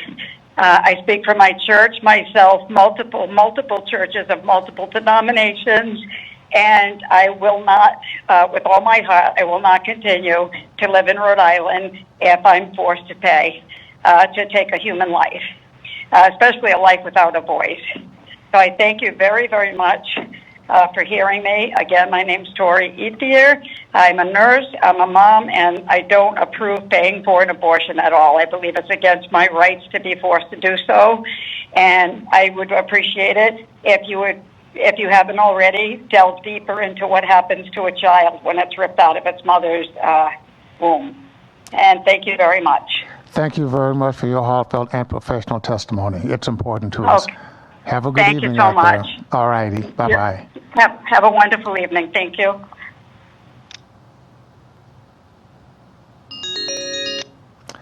Welcome, you're on House Finance. You have 2 minutes or less, please, to give us your name and testimony, so please proceed. Thank you. My name is Linda Ujifusa. I'm co-chair of the Rhode Island Healthcare Access and Affordability Partnership. Thank you for hearing my testimony in support of H5628, H6046, and H5449. COVID-19 has shown us how important it is that every person have health care, and yet, even pre-pandemic, 4% of Rhode Islanders had no insurance, and many more were underinsured. We need a major fix, not tweaks. These bills move Rhode Island towards the only system that can offer universal, comprehensive, and affordable health care coverage, a single-payer system that removes private health insurance middlemen. These middlemen cause about 1/3 of every U.S. healthcare dollar not to go towards actual healthcare, and U.S. healthcare costs to be about 2 times per capita what other industrialized countries pay. We already are paying enough to have single-payer universal healthcare and just not getting it.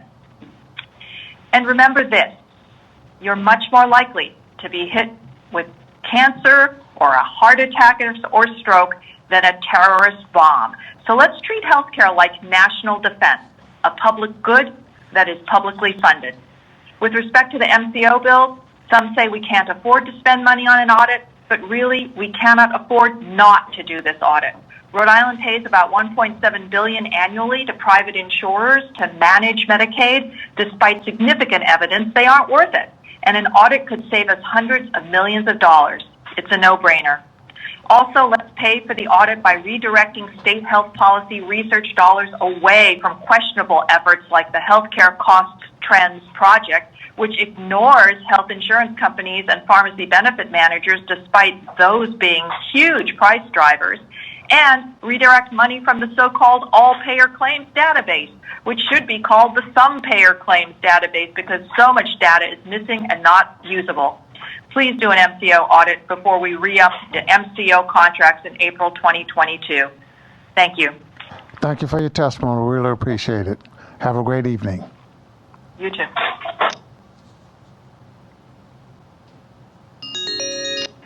Welcome, you're on House Finance. You've got about 2 minutes or less, please, to give us your name, testimony, so please proceed. Hi, my name is Dr. Anna Whalen.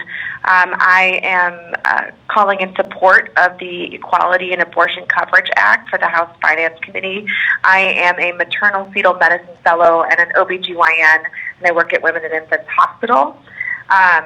The reason I'm in support of this bill is that healthcare disparities are most prevalent in the sector of reproductive health, and current policy, federal policy, including the Hyde Amendment, and state policy ban Medicaid coverage and state insurance coverage for abortion care.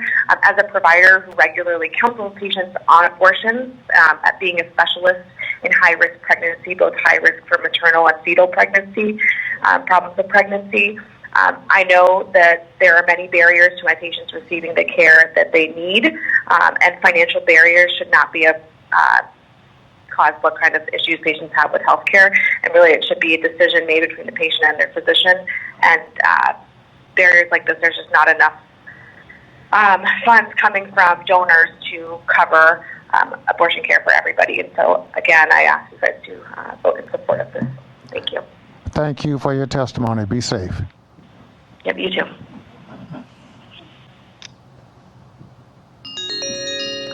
Welcome. You are on House Finance. You have 2 minutes or less, please, to give us your name and testimony, so please proceed. Hi, thank you. My name is Darcy Denigan. I was born in Rhode Island. I live in Providence now. I'm calling in support of Medicare for all Rhode Island. Obviously, I think our community is only as healthy as the most vulnerable among us, and a lot of people in our state don't have access to care or can't afford access. But what I wanted to talk about particularly tonight is employer-based health care. I'm someone with employer-based health care, and it's not working. Because even if you have good insurance, if you have a health crisis, it can be financially ruinous. My oldest daughter was born prematurely, and she had to be in the NICU for a while. And when she was discharged, we were given a bill for over $110,000, the amount that our insurance didn't cover. And I spent the first 3 months of her life, my whole maternity leave, bargaining with hospitals and doctors to lower their fees and arguing with the insurance company to cover more. Basically, by the time I was done, we were able to get it down to $9,000, which is still a prohibitive cost just to bring a newborn home from a hospital. I'd like to see Rhode Island eliminate all medical debt and make access to doctors and hospitals and preventative care free. Thanks. Thank you very much for your testimony. Stay safe.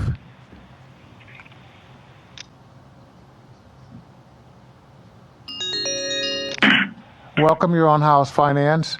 You have less than 2 minutes, please, to give us your name, your testimony, so please proceed. Great, thank you. Hi, my name is Spencer Reed. I'm calling in to testify on behalf of the Medicare for All bill. Speaking as someone who has spent time uninsured, although often I've been lucky enough to have good insurance, I have had to go without medicine that I need, without access to consistent medical care, without a regular doctor that I could see and address ongoing health concerns with. I know that firsthand, and from seeing the experiences of others as well, that our healthcare system is unfair and it's inhumane. It's built to make a profit, not to protect people. It is more bureaucratic. It is more expensive. It is less efficient. It produces worse life outcomes, worse health outcomes, despite being costing us almost double what most OECD countries spend on their healthcare per capita. And the reason for that is very simple. It's not because, as some would tell you, it just has to be that way. Other countries have figured this out. And the solution is very simple. We need a national healthcare system, and until we get one, we need to do it on the state level. We have the ability to, we have the opportunity to. Rhode Island is supposed to be a progressive state, but we for far too long have failed to provide healthcare to our citizens. And I believe very, very deeply and strongly that at this time we remedy that and provide healthcare to everyone who needs it, regardless of their ability to pay. It's in your hands, the power to do that, and I truly hope that each of you will make the right decision and protect your constituents and not the pharmaceutical companies, the insurance industry, and the other wealthy people benefiting from the system, and support Medicare for All. Thank you. Thank you for your testimony. You're right on time, sir. Thanks. Right. Mm-hmm. Welcome. You're on House Finance. You have less than 2 minutes, please, to give us your name and your testimony, so please proceed. Thank you. This is David Mitchell from Cranston, Rhode Island. I just thank you for hearing me tonight. I vote pro-life. I am the board president of the Little Flower Home. We provide housing for homeless pregnant women. And I just want to say that I'm very opposed to the bill. The government should not be funding abortions and funding the extermination of people of color and minorities. We should be supporting them and supporting education and spending those dollars in different ways. So thank you for listening. And please, abortion is never health care. We should, as a government, not be funding abortion. Thank you. Thank you for your testimony, sir. Have a great night. You as well.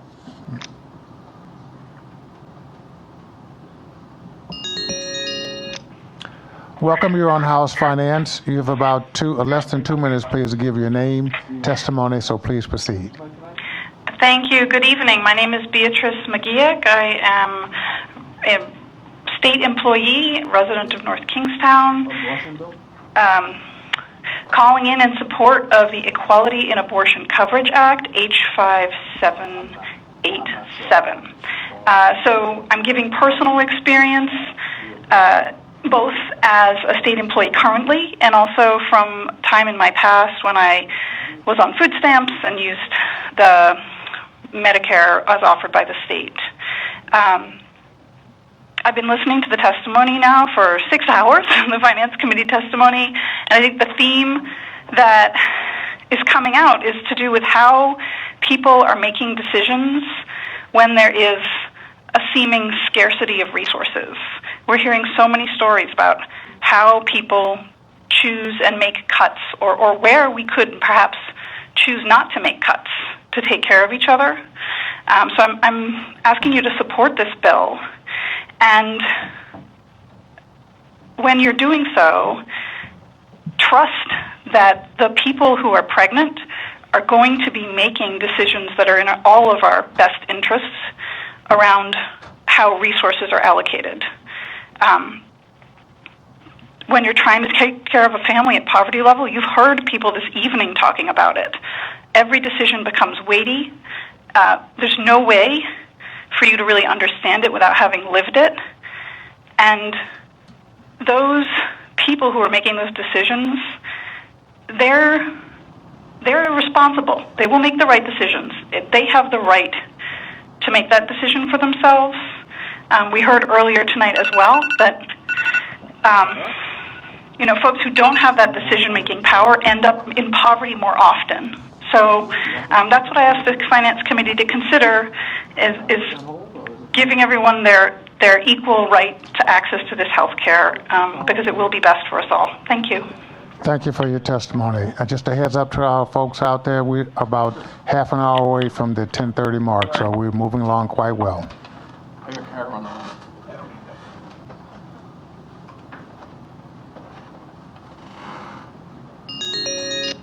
Welcome. You're on House Finance. You have less than 2 minutes, please, to give us your name and your testimony, so please proceed.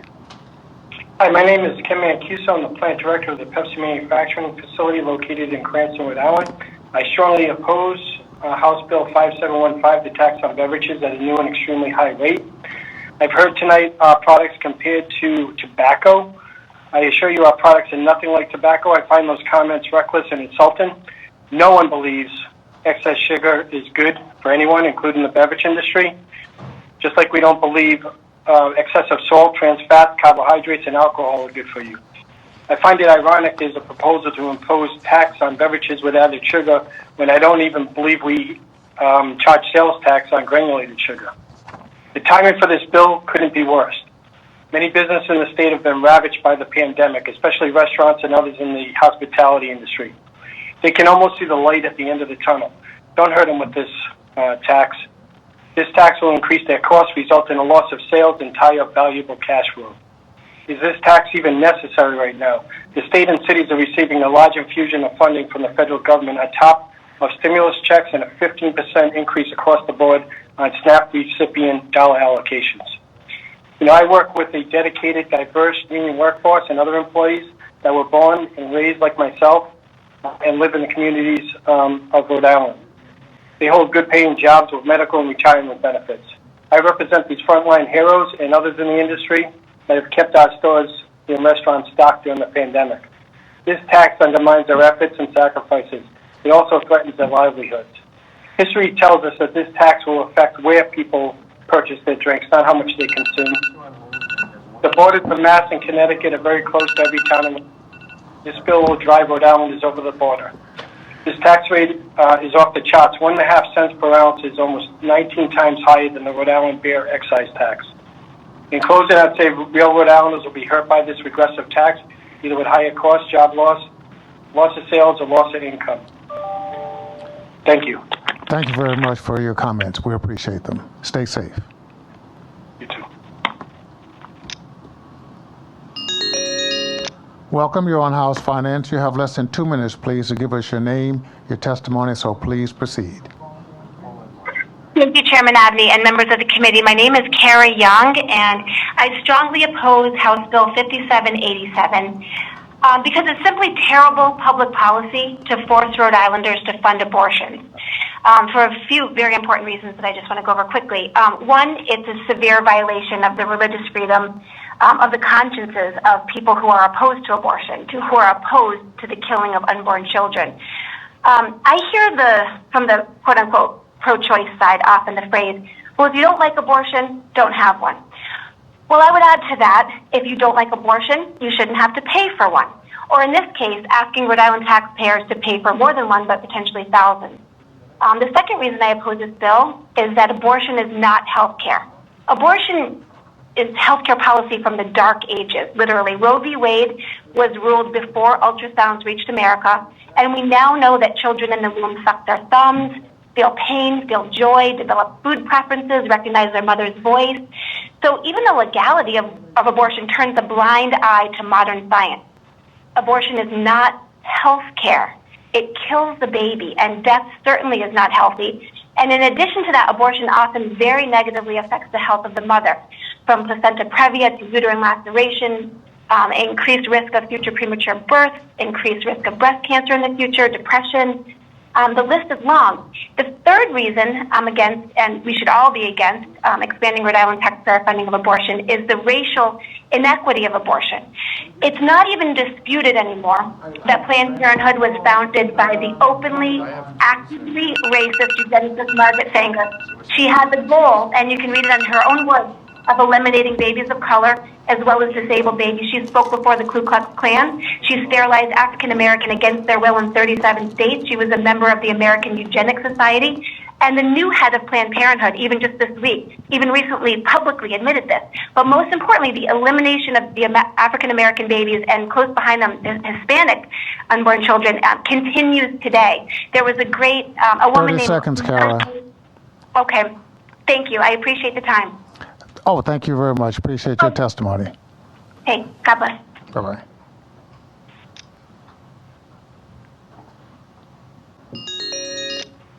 Welcome. You're on House Finance. You have less than 2 minutes, please, to give us your name, your testimony, so please proceed. Yes, regarding House Bill, first of all, my name is Terry Plant and from Providence.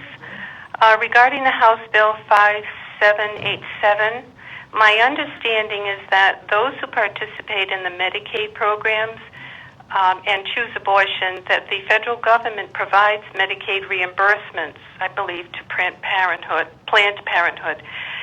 Unfortunately, there are also mega corporations, companies, banks, businesses, and probably over 100 or more that pour millions of dollars into the coffers of Planned Parenthood in addition to private donors.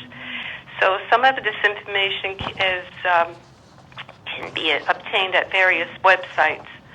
I would rather see our state dollars used for services for needy families and the many needs that were expressed this evening.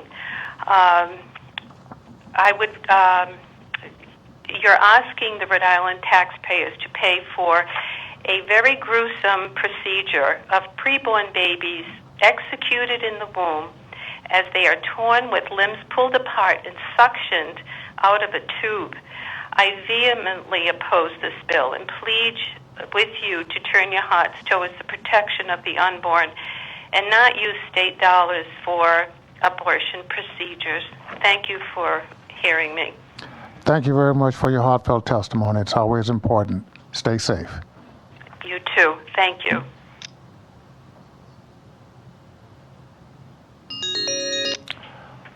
Welcome. You're on House Finance. You've got less than 2 minutes, please, to give us your name, your testimony, and you may proceed. Thank you. My name is Kelly Nevins, and I'm the CEO of Women's Fund of Rhode Island, and I'm also the vice chair of the Coalition for Reproductive Freedom, representing 20 other organizations who share the belief that women should have the right to decide when and how to build their families. I'm here to support Bills 6035 for no cost sharing for contraceptives, Bill 6075 for extending Medicare for children and mothers for 1 year past pregnancy, and to talk about Bill 5787, the Equality in Abortion Coverage Act.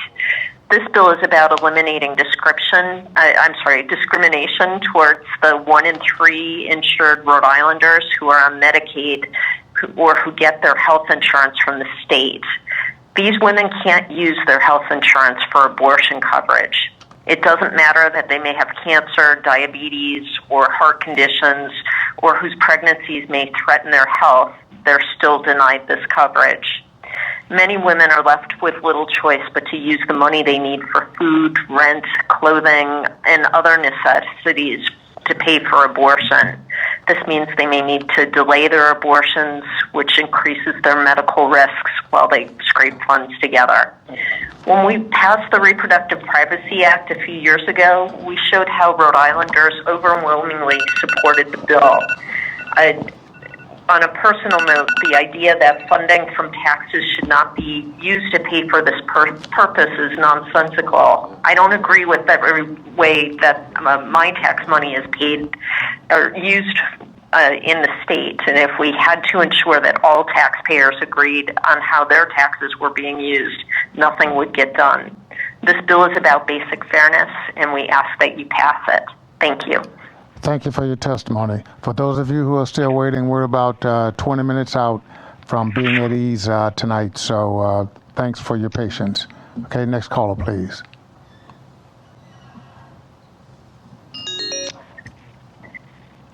Welcome, you're on House Finance. You have about less than 2 minutes to give us your name, your testimony, and please proceed.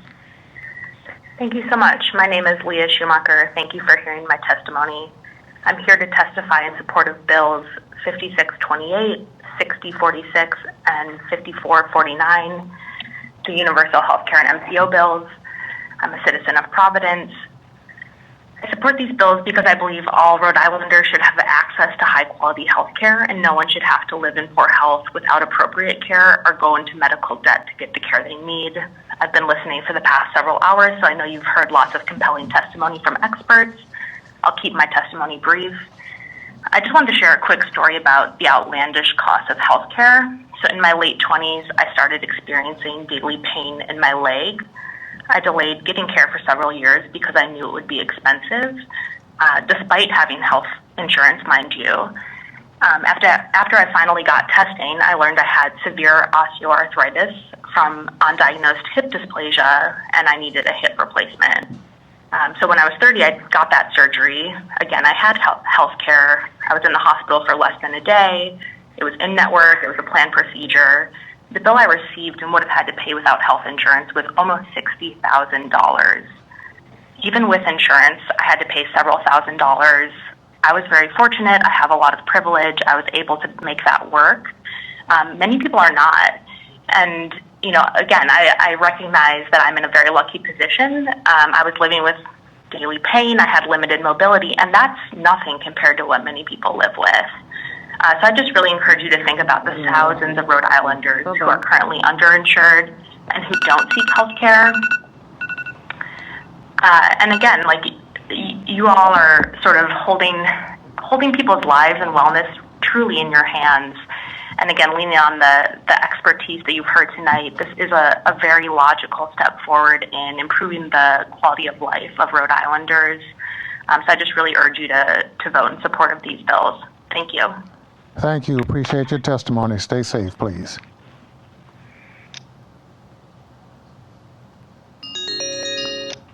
Welcome. You're on House Finance. You have less than 2 minutes, please, to give us your name, your testimony, so please proceed. Oh, hi there. My name's Catherine Hillary. I'm a retired dental hygienist from Newport. I'm calling in support of House Bills 5628, 6046, and 5449. All three of these bills introduce solutions to our broken healthcare system, which has been corrupted by the profit motives of private insurance companies. I personally feel compelled to advocate for a single-payer system after having worked in dental offices that accepted all insurances. The amount of time, energy, and stress spent at the front desk trying to figure out coverages for treatments was phenomenal.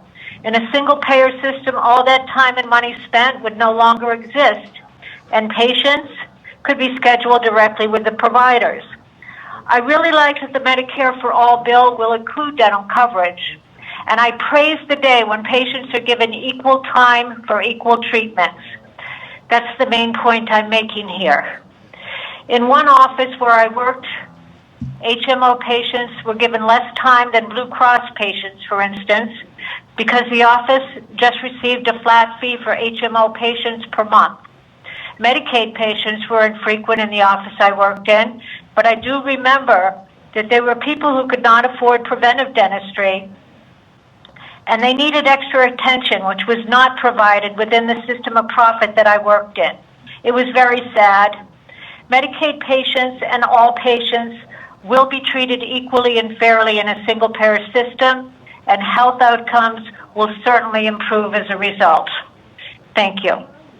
Thank you very much for your testimony. Hope you have a great evening. Thank you.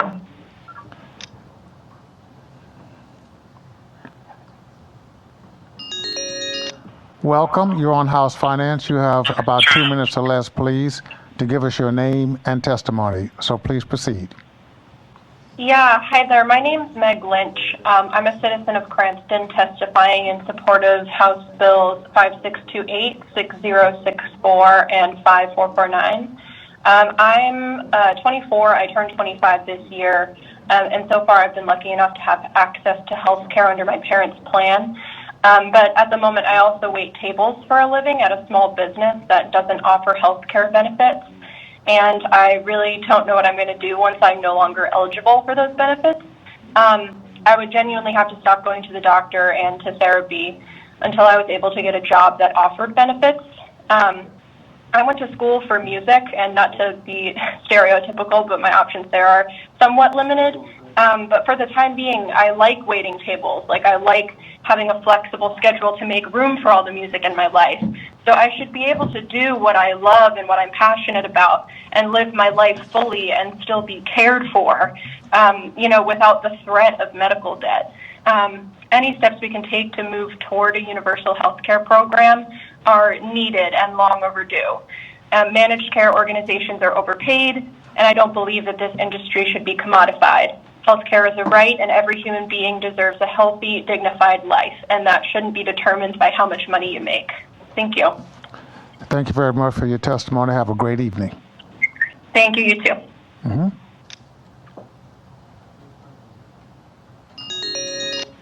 Welcome. You are on House Finance. You've got 2 minutes or less, please, to give us your name and your testimony, so please proceed. Hello, my name is Diane Pensance, and I'd like to thank you for this opportunity to speak. I'd like to say that I strongly oppose the bill H5787. I feel the whole basis for abortion has always been the rights of women.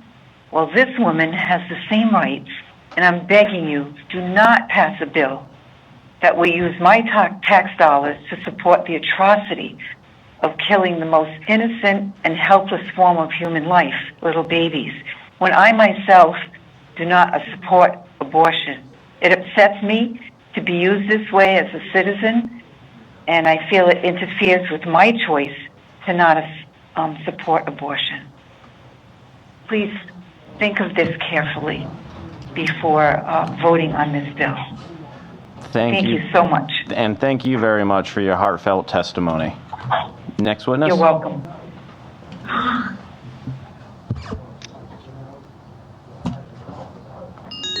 Hello?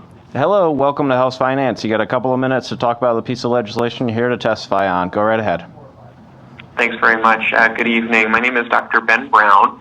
I'm an obstetrician gynecologist practicing here in Rhode Island, and I'm speaking today on behalf of the Rhode Island chapter of the American College of Obstetricians and Gynecologists and the Rhode Island Medical Society. I want to express my strong support for H5787, the Equality and Coverage of Abortion Act. Under current regulations, Medicaid recipients and those with other state health insurance are barred from using their insurance to pay for abortion care. This effectively creates a two-tiered system where wealthy people are able to afford comprehensive sexual health care, while on the other hand, those with lower incomes may have their health decisions dictated to them by their insurance plans. Moreover, this funding barrier disproportionately affects Rhode Islanders of color, compounding other inequities due to racism. I want to say that I know the impact of Medicaid abortion coverage firsthand. I was practicing in Illinois when that state's Medicaid funding bill went into effect. I remember counseling a patient I'll call Sierra. She worked a minimum wage job and had 2 other children at home. She needed an abortion, which historically was not covered by her Medicaid plan. Today, Sierra was making calculations about whether she could pay for her medical care while also putting food on the table for her kids, paying for school supplies, and getting to and from her job. I told Sierra that thanks to the new law, she would not have to pay out of pocket for her care. After a moment of silent surprise, Sierra shared with me her deep gratitude and her relief, knowing that she would not have to choose between providing for her family and seeking health care for herself. Equality in abortion coverage will make a profound difference for Rhode Islanders in situations like Sierra's. People in our state will no longer have to choose between providing basic necessities for their families and accessing the health care they need. I urge you to vote in favor of H5787. Thanks so much. Thank you very much for your testimony, sir. Have a great night. Okay. You as well. Take care. We'll be taking the next few callers. We're about 10 minutes out, and we still have 130 calls or so left, so I'll tell you how we're going to do that part of the session, but we can still take 2 or 3 more callers. Next caller.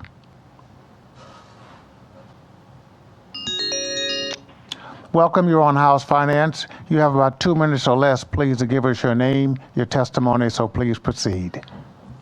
Thank you. Good evening. My name is Linda Ibo. I'm testifying in support of House Bill 5628 and also 5449 and 6046 in support of Medicare for All and Medicaid managed care audit and deprivatization.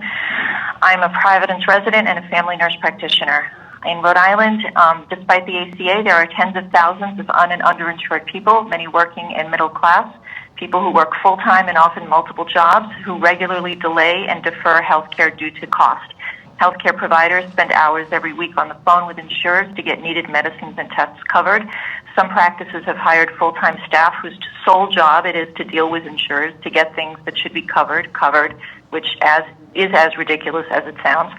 I attended a virtual conference last week given by Harvard Medical School on diabetes, and there was an entire session dedicated to how to get medications and supplies covered for your patient. The current system has also failed patients, providers, medical practices, and local hospitals, which are closing or merging, further limiting healthcare access. And yet insurers have prospered. Medicare for All would eliminate restrictive networks and medication formularies, and most importantly, all these middlemen that reap profits by creating barriers to care. Medicare for All would allow the state as a whole to negotiate for lower prescription costs, so our residents would no longer have to get their medications from Canada, because yes, many do. Medicare for All in Rhode Island is affordable, as we as a nation and a state are currently overpaying for health care with poor outcomes in a system that spends up to 30% of health care dollars on administrative costs.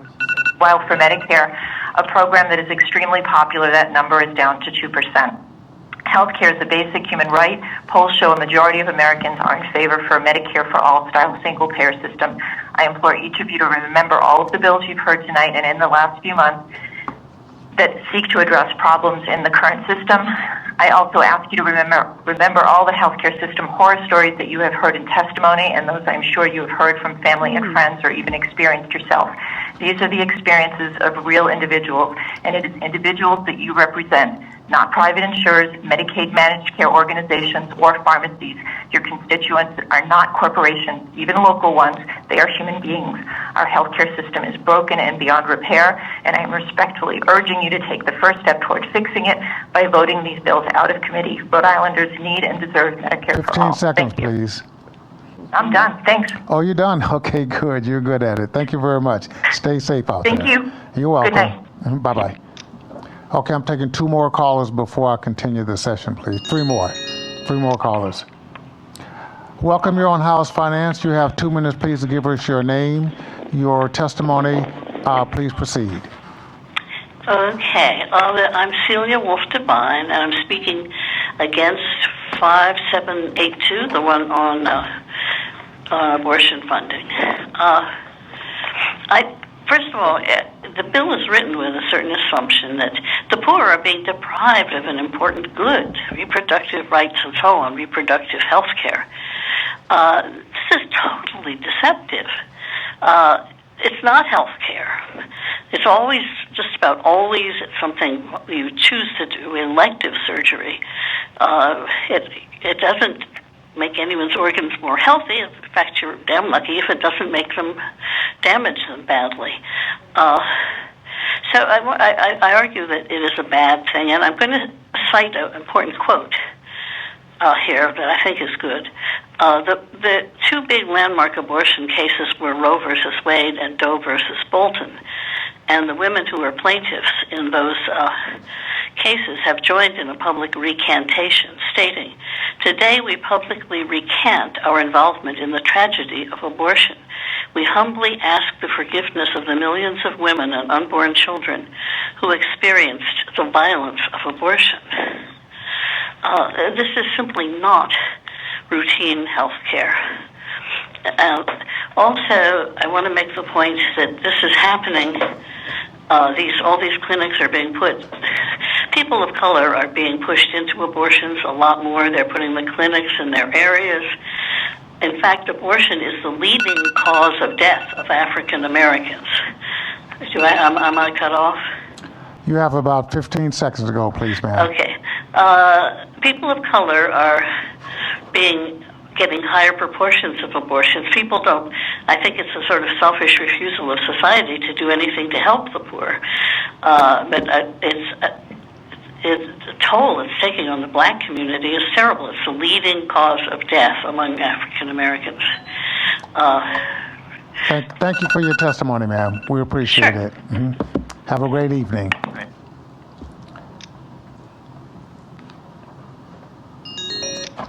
Welcome, you're on House Finance. You have less than 2 minutes, 2 minutes or less, to give us your name, your testimony, and you can proceed, please. Thank you, Chairman Abney. My name is Teresa Cody, and I'm calling on Bill 5787. I am strongly opposed to this bill called the Equality in Abortion Coverage Act. I'm opposed to killing a child and particularly using my tax dollars that I trust the state to use wisely to kill a child. And that is all I'm going to say. And I thank you for all the time you spent tonight. Well, thank you very much. Thank you for the time that you spent tonight. The call is very important to us. So be safe out there, please. All right. Thank you. And you too. Bye-bye. Thank you. Mm-hmm. Did we have one more? Yes. Welcome, you're on House Finance. You have less than 2 minutes, please, to give us your name, your testimony, and you can proceed, please. Okay, hello, and thank you for hearing me tonight. My name is Bethany Sorrentino. I'm from Wakefield, and I'm testifying on behalf of myself in support of passing Bill H5787, the Equality in Abortion Coverage Act. We've heard many people tonight state the wish to see Rhode Island as a leader in humane health care. Passing this bill is a way we can do that. As a lifelong Rhode Islander, I would love to see us join Massachusetts, Connecticut, and the 16 other states who have removed bans on Medicaid coverage for abortion care. I say this as the parent of 4 beautiful children. No one should have to become a parent when they don't feel able to or put their health and life at risk for lack of money to access what is a safe and legal procedure. This is unacceptable and based in an outdated understanding and judgments about reproductive choices. Access to choices around bodily autonomy shouldn't depend on how much money you have to purchase the care that you need.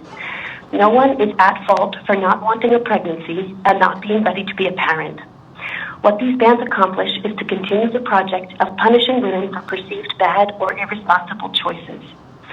Today, our state can choose to stop pandering to this decades-old crusade to keep abortion as a hot-button issue to galvanize the conservative voting bloc. We're better than that now, we know more now, and we understand more now. The state has already established the right to abortion care as something the government cannot intrude on. I ask you to recognize that allowing access to this right for all people is the only logical path forward. Please support the Equality and Abortion Coverage Act. Thank you so much. Thank you so much, and thank you for your testimony.